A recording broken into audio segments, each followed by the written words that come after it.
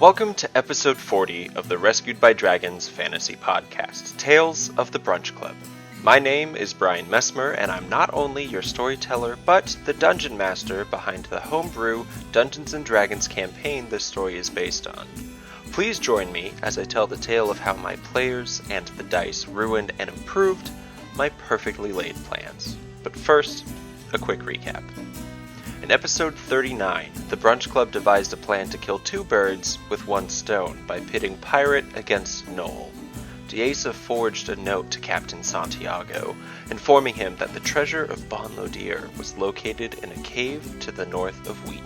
Despite this being fake news, the pirates were hooked and were seen dragging a cannon out of town, equipped with grape shot and fist-sized iron balls.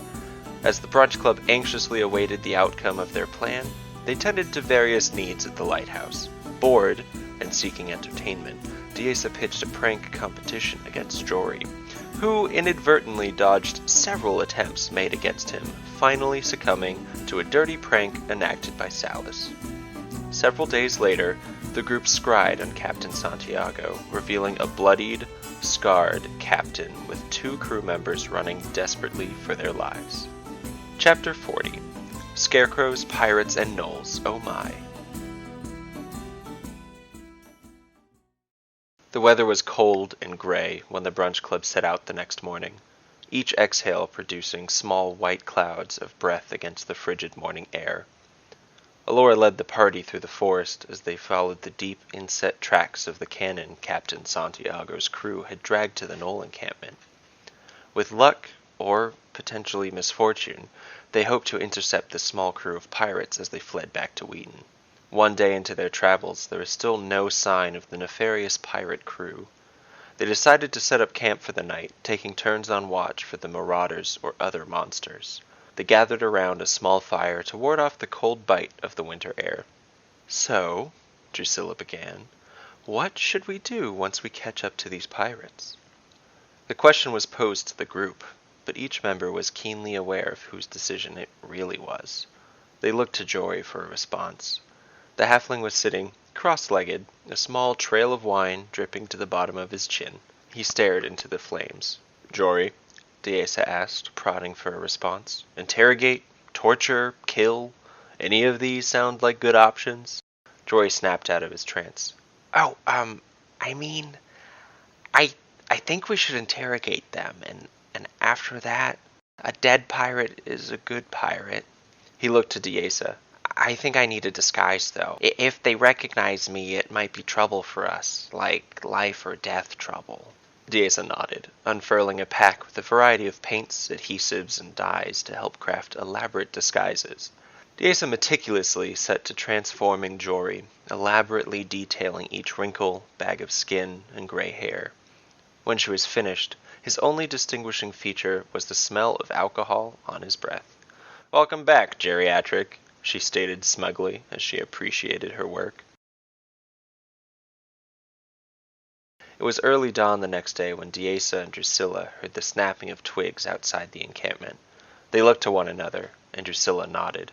Several more twigs snapped, and soon they could hear the thumping of boots, wheezing, and huffing. Diesa quickly shuffled toward her companions, shaking each awake as Drusilla's voice cut through the still air.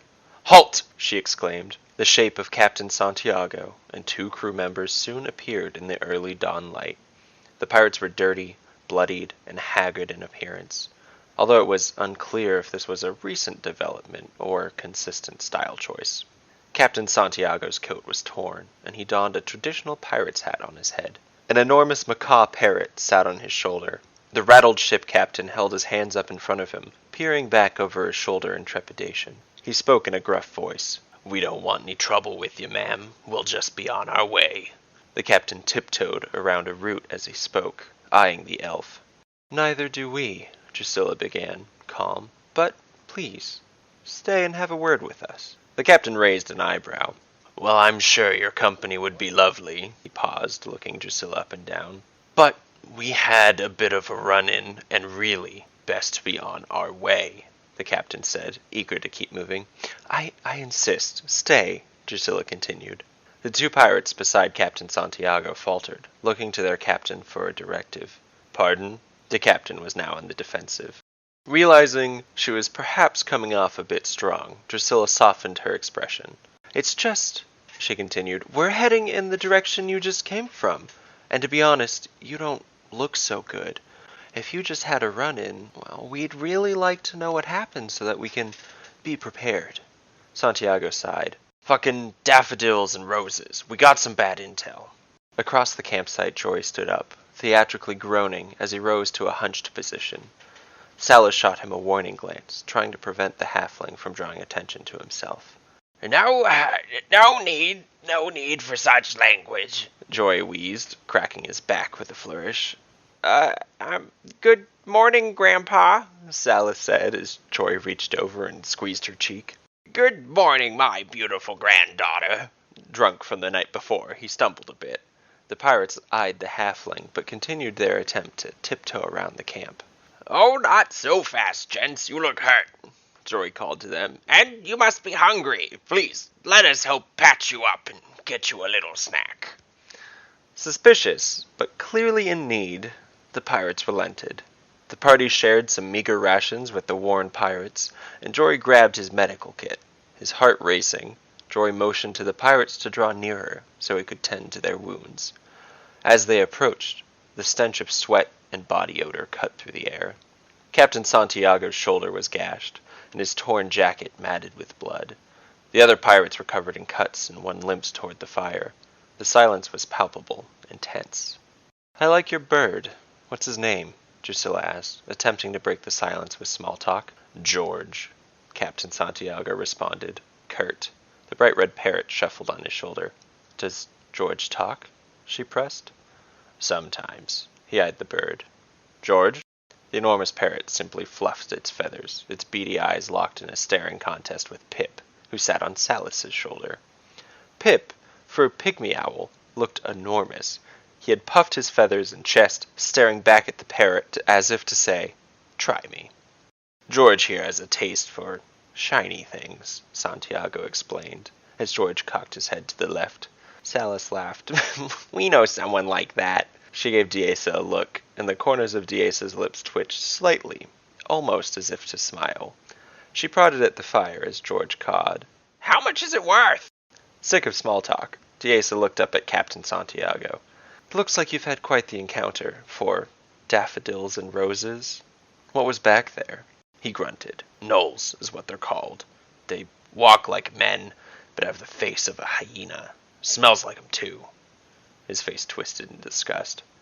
There was this one fucker who had a 3-headed flail. With one swing, he took out 3 of my men. Sounds awful, Drusilla responded. Were you able to take any of them out?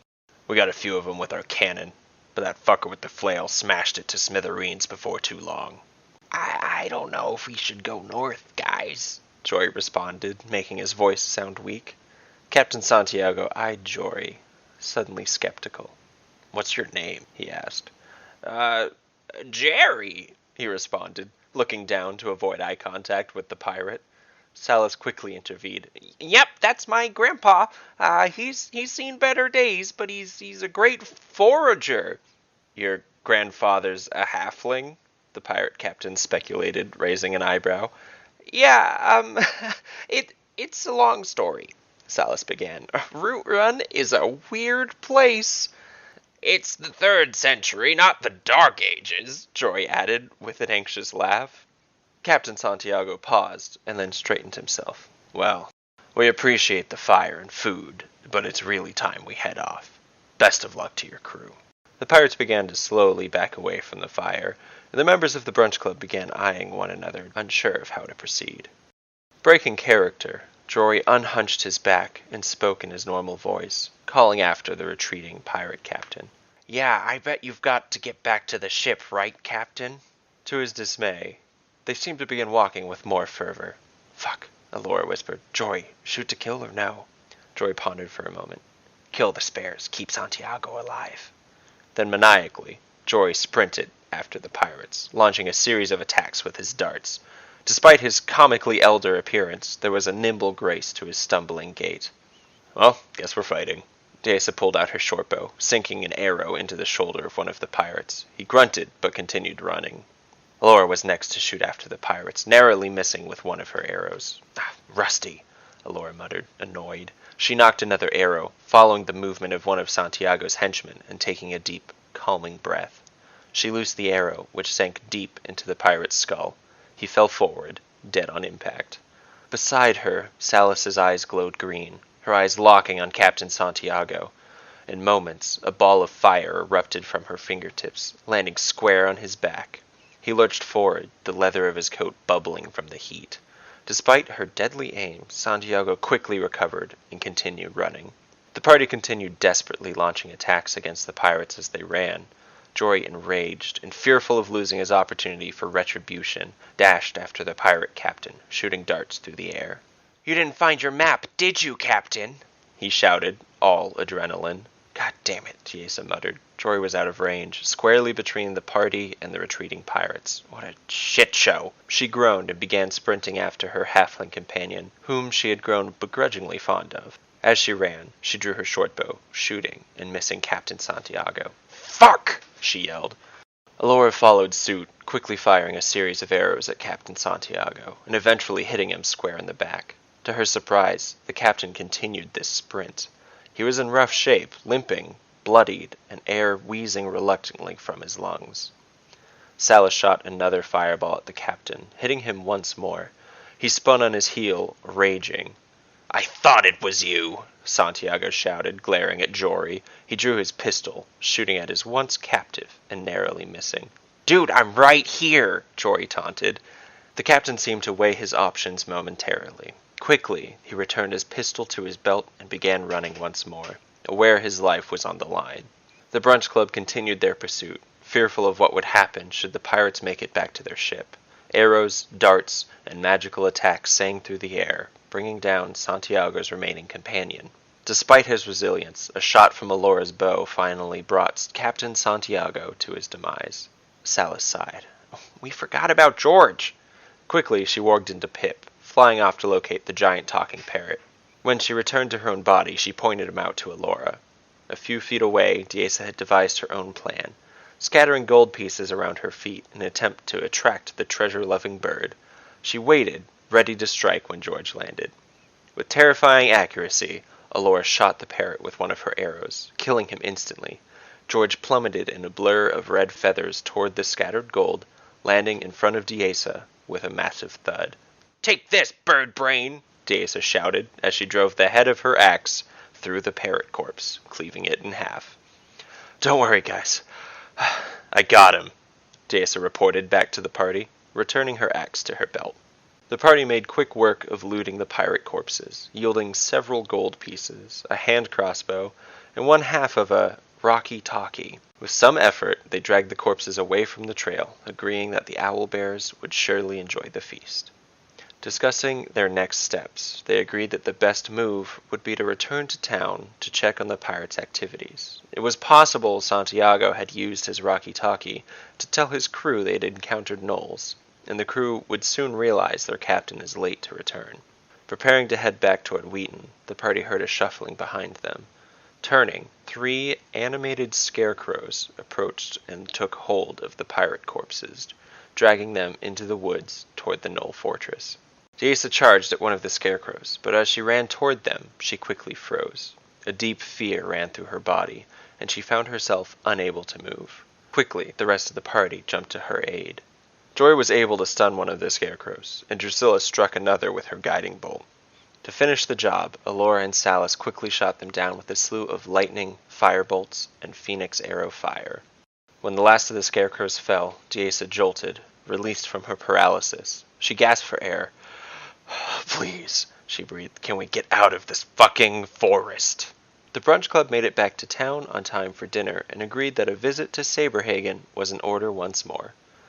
Leaving the dimly lit restaurant, they made a pit stop at the lighthouse to retrieve catnip for their feline patron. To their shock, the lighthouse was in disarray. Drusilla's potion materials were scattered throughout the lighthouse, and the bunk room was covered in giant white bird droppings. Inspecting the droppings, Alora sighed. "Guys, this is definitely goose shit." Salis sighed, waving her hand to cast prestidigitation. In a moment, the white droppings disappeared. Fucking goose. Fucking goose, the others agreed. Drusilla continued up to the tower, the smell of greenery growing stronger as she entered her greenhouse. To her dismay, the catnip hadn't grown as much as she had hoped. She cast a plant growth spell on the plants in the room. It was unsurprising that the plants began to grow, but Drusilla was shocked as the catnip erupted from their pots. Several window panes cracked as the plants burst out through the windows of the lighthouse. "Oops!" Drusilla called from above. The elf disentangled herself from the vines and made her way downstairs. "We might need a different present for Saberhagen," she observed, telling them the catnip needed time to dry. She dusted off her leather pants and sighed. After a moment of thought, Drusilla pulled a bright red parrot feather from her pouch and attached it to some string and a stick. Satisfied with her work, she looked at her companions. "This should do." At the sunspot, the party presented Saberhagen with his gift, to which he purred with delight. "Oh my gods, you shouldn't have." "Jenkins, pick up that string and make the feather wiggle," he exclaimed to Jenkins, circling his feet. Jenkins clapped twice with acknowledgment and dutifully took hold of the stick, bouncing the bright red parrot feather through the air as Saberhagen beat at it with his paws. "So, he continued as he swatted at the feather, "what can I help you with this evening?" The Brunch Club recounted their activity over the past 2 days. Salis held out the Scarecrow mask to the playing cat. "We took this. We were hoping it might help you scry on Rajat if it was sent by him." The wizard purred. "Only one way to find out." Dismissing Jenkins, Saberhagen began his scrying spell, gazing into the still water of the shallow bowl. The Brunch Club stood silent, anxiously awaiting to hear his findings. Saberhagen's tail twitched furiously. When Saberhagen's spell ended, a look of concern washed over his feline face. "I saw him," he hissed, looking at the group. "It's not good." "What did you see?" Drusilla asked, encouraging the wizard to continue. Saberhagen looked at her with a serious expression. "He was speaking to his warband of Gnolls. He was speaking to a large one, with a flail on his hip." He shook his head. "He looked furious." What did he say?" Troy asked. The party stared anxiously at the cat, waiting for his answer. "He said, 'Burn it to the ground.'"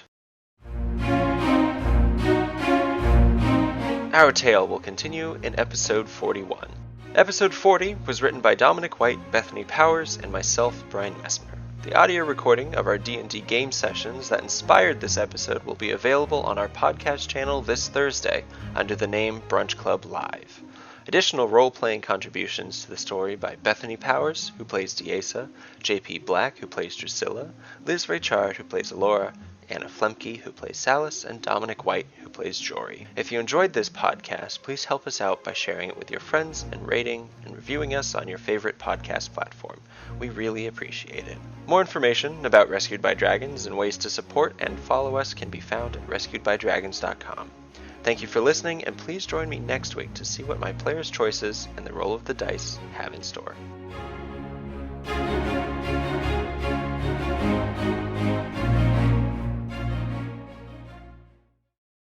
Okay. So, well, I'm gonna do the. and, Well, at the. Huh? and if you cast it, it includes everything within half a mile, so it would be the fields and your lighthouse. Oh my god. Would have double a yield for the next year. Or you can just do like an instant thing. Just I'm gonna do an instant for now, and we're gonna take some catnip. Because I can do this again, but over 8 hours, but I need to actually be there for those 8 hours. You spend 8 hours casting it. Then Okay. Cast it. Which we're not doing right now. So I'll do instantaneous and bust out some Wheaton catnip. Okay. All right. So I do that.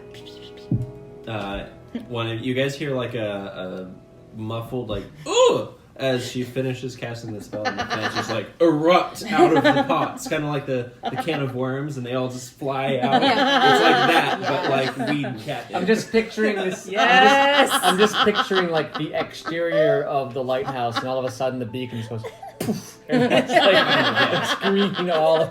Yeah. Salis has dollar signs. Kinda, yeah. And like it probably breaks like a couple panes as they just kind of. It's okay. And it's not like it's completely filled, but you are like, and you're tangled in vines. That are like, But really happy.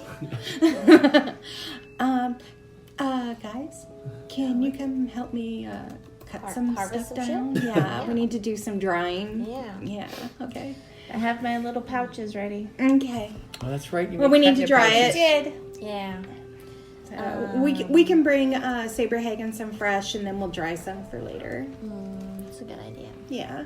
How many We'll bring him a pouches did I have? bouquet. Let's bring him a bouquet of catnip. Okay. And we'll harvest some buds and let those dry as well. Thank goodness we have a lighthouse with multiple layers, and we can just have clotheslines going across, like drying all of our herbs.